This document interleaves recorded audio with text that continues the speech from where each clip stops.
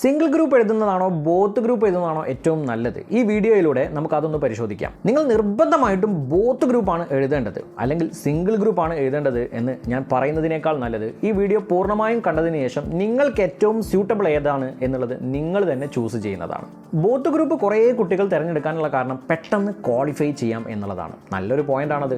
കാരണം ഈ ഒരു അറ്റംപ്റ്റ് തന്നെ എനിക്ക് ബോത്ത് ഗ്രൂപ്പ് ക്ലിയർ ചെയ്യാൻ പറ്റുകയാണെന്നുണ്ടെങ്കിൽ എനിക്ക് പെട്ടെന്ന് ക്വാളിഫൈ ചെയ്യാൻ പറ്റുന്നതാണ്. എന്നാൽ സിംഗിൾ ഗ്രൂപ്പ് എഴുതുകയാണെങ്കിലോ ഒരു ഗ്രൂപ്പ് എഴുതി പാസ്സായി അടുത്ത ഗ്രൂപ്പിന് വേണ്ടി പഠിക്കുന്നു, എഴുതുന്നു, കുറേ സമയം നമുക്ക് നഷ്ടപ്പെടുന്നതാണ് എന്നുള്ളതാണ്. രണ്ടാമത്തെ ഒരു സംഗതി എന്ന് പറഞ്ഞു കഴിഞ്ഞാൽ ക്യാരി ഫോർവേഡ് ബെനിഫിറ്റ് കിട്ടുന്നതാണ്. 4 സബ്ജക്റ്റും കൂടെ ഒരു ഗ്രൂപ്പ് 160 മാർക്ക് കിട്ടി, അഥവാ സബ്ജക്റ്റുകളെല്ലാം പാസ്സായി. രണ്ടാമത്തെ ഒരു ഗ്രൂപ്പിൽ 240 മാർക്ക് കിട്ടി. അങ്ങനെയാണെങ്കിൽ 160 + 240 400 മാർക്ക് കിട്ടുന്നതും ഞാൻ 2 ഗ്രൂപ്പും പാസ്സാവുന്നതുമാണ്. അടുത്തൊരു സംഗതി എന്ന് പറഞ്ഞു കഴിഞ്ഞാൽ റാങ്കിന് വേണ്ടി പരിഗണിക്കണം എന്നുണ്ടെങ്കിൽ ബോത്ത് ഗ്രൂപ്പ് എഴുതിയ ആളായിരിക്കണം. റാങ്കിൻ്റെ എലിജിബിലിറ്റിയിൽ ഫസ്റ്റ് വരുന്നത് എന്താണ്? ബോത്ത് ഗ്രൂപ്പ് എഴുതണം എന്നുള്ളതാണ്. പിന്നെ നമ്മൾ 2 ഗ്രൂപ്പ് ഒരുമിച്ച് പഠിക്കുന്ന സമയത്ത് ഈ സബ്ജക്റ്റുകൾ തമ്മിലുള്ള കണക്ഷൻസ് നമ്മൾക്ക് നല്ല രീതിയിൽ കിട്ടുന്നതാണ്.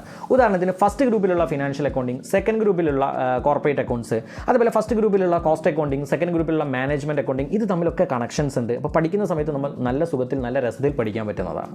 ഇതൊക്കെ ബോത്ത് ഗ്രൂപ്പിൻ്റെ അഡ്വാൻറ്റേജ് ആണെങ്കിലും ചെറിയ ചെറിയ പ്രശ്നങ്ങളും ബോത്ത് ഗ്രൂപ്പിനുണ്ട്. ഒന്നാമത്തത് ടൈം തന്നെയാണ്. ഇനി എക്സാമിന് എത്ര ദിവസം ഉണ്ടെന്ന് നിങ്ങളൊന്ന് ആലോചിച്ച് നോക്കുക. ഈ സമയത്തിൻ്റെ ഉള്ളിൽ നമ്മൾ 8 സബ്ജക്റ്റ് പഠിക്കണം. എന്നാൽ സിംഗിൾ ഗ്രൂപ്പ് ആണെങ്കിലോ 4 സബ്ജക്റ്റ് വളരെ റിലാക്സ് ആയിട്ട് പഠിച്ച് എക്സാം എഴുതാൻ പറ്റുന്നതാണ്. അപ്പോൾ ഇപ്പോൾ പറഞ്ഞപ്പോൾ തന്നെ മനസ്സിലായി, ബോത്ത് ഗ്രൂപ്പ് എഴുതുമ്പോൾ ഈ ഒരു ചെറിയ സമയത്തിൻ്റെ ഉള്ളിൽ കുറേ നമ്മൾ പഠിക്കാനുള്ളത് കൊണ്ട് നമുക്ക് ഭയങ്കരമായിട്ടുള്ള സ്ട്രെസ്സ് ഉണ്ടാവുന്നതാണ്. സിംഗിൾ ഗ്രൂപ്പ് ആണെങ്കിൽ ഒരു റിലാക്സേഷൻ മോഡിൽ നമുക്ക് സംഭവങ്ങൾ മുന്നോട്ട് കൊണ്ടുപോകാൻ പറ്റുന്നതാണ്. അതുമാത്രമല്ല, നമ്മൾ പഠിച്ച് എക്സാം ഹാളിൽ എത്തുന്ന സമയത്തോ 8 ദിവസം കണ്ടിന്യൂസ് എക്സാം ആയിരിക്കും ബോത്ത് ഗ്രൂപ്പ് എഴുതുന്ന ഒരാളെ സംബന്ധിച്ച്. എന്നാൽ സിംഗിൾ ഗ്രൂപ്പ് എഴുതുന്ന ആൾക്കാർക്കോ അവർക്ക് ഓൾട്ടർനേറ്റീവ് ഡേയ്സിലാണ് എക്സാം ഉണ്ടാവുക. ഒരു ദിവസം എക്സാം, അടുത്ത ദിവസം അവർക്കൊരു റിലാക്സേഷൻ ലീവ് കിട്ടുന്നതാണ്, അടുത്ത ദിവസം എക്സാം. എന്നാൽ ബോത്ത് എഴുതുന്ന ആൾക്കാരെ സംബന്ധിച്ച് ഒരു എക്സാം എഴുതുന്നു, എക്സാം ഹാളിൽ പോയി വീട്ടിലെത്തുന്നു, ഒന്ന് കിടന്നുറങ്ങി തിരിച്ചെങ്ങോട്ട് തന്നെ പോകാനുള്ള സമയമായി, എക്സാം ഹാളിലേക്ക് തന്നെ പോകാനുള്ള സമയം. അപ്പോൾ ഇതൊക്കെയാണ് ബേസിക് ആയിട്ടുള്ള പോയിന്റുകൾ. ഇതിൽ ഡീറ്റെയിൽ ആയിട്ടുള്ള പോയിന്റുകൾ പറഞ്ഞ് നമ്മൾ യൂട്യൂബിൽ മുന്നേ വീഡിയോ ചെയ്തിട്ടുണ്ട്. താല്പര്യമുള്ള ആൾക്കാർ അത് പോയി കണ്ടു നോക്കുക. ആൻഡ് നിങ്ങളൊരു വർക്ക് ചെയ്യുന്ന ആളാണ്, വർക്കിൻ്റെ കൂടെ പഠിത്തം മുന്നോട്ട് കൊണ്ടുപോകുന്ന ആളാണെങ്കിൽ നിങ്ങൾക്ക് ഞാൻ സജസ്റ്റ് ചെയ്യുന്നത് സിംഗിൾ ഗ്രൂപ്പാണ്. അപ്പോൾ ബോത്ത് ഗ്രൂപ്പ് എന്നൊക്കെ പറഞ്ഞാൽ അടിപൊളി നല്ല ഒരു സംഭവമാണ്.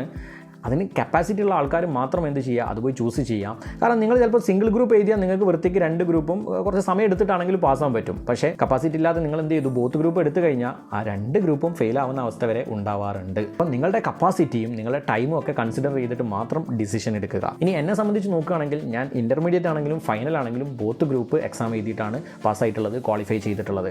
എൻ്റെ ഫ്രണ്ട്സ് ഉണ്ടായിരുന്നു, അവർ സിംഗിൾ ഗ്രൂപ്പ് എഴുതിയ പാസ്സായിട്ടുള്ള ക്വാളിഫൈ ചെയ്തിട്ടുള്ള ആൾക്കാരുണ്ട്. എങ്ങനെ നമ്മൾ പാസ്സാണെന്നുള്ളത് നമ്മൾ തന്നെ ചൂസ് ചെയ്യുക എന്നുള്ളതാണ്. അതല്ലാതെ എല്ലാവരോടും കൂടി ബോത്ത് എഴുതുന്നതാണ് നല്ലത്, സിംഗിൾ ഗ്രൂപ്പ് എഴുതുന്നതാണ് നല്ലത് എന്ന് പറയൽ അത് ശരിയല്ല.